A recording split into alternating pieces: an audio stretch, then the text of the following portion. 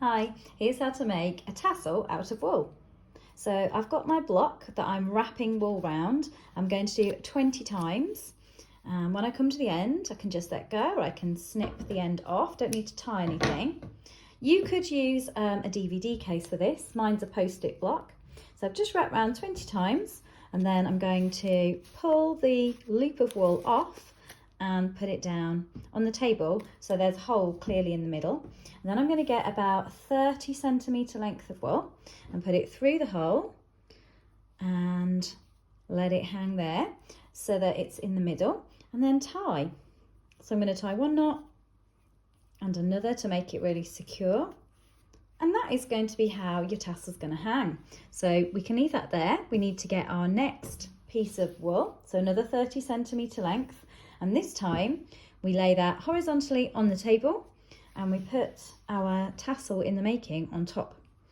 So the wool should cross over with a third of it at the top left. So when I pull it in, you're going to see the top of the tassel created.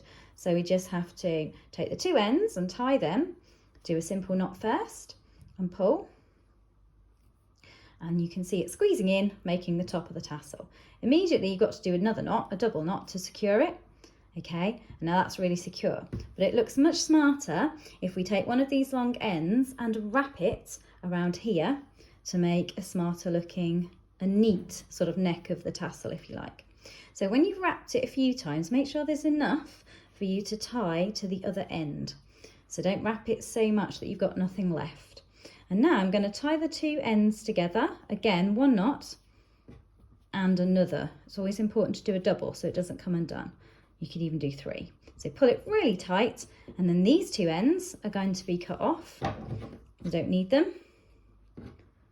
And the knot there is going to become the back of the tassel. So you can put it down that way, okay? And then, that's annoying me, so I'm going to cut it off. The fun bit is snipping open the tassel and trimming it. You might see something like that poking out, so just stick it back in, loose bit of wool at the top, that's fine. And then we're going to get our scissors and cut open the tassel. So if we can sort of find where the loop is, that would help. And then we pop our scissors into the loop, pull down gently and snip. Okay, you can see the tassel looks a bit messy at the end at the moment.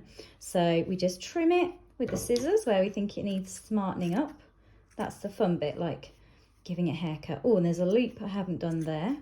So just sort of pull it around, see if you can see any stray pieces.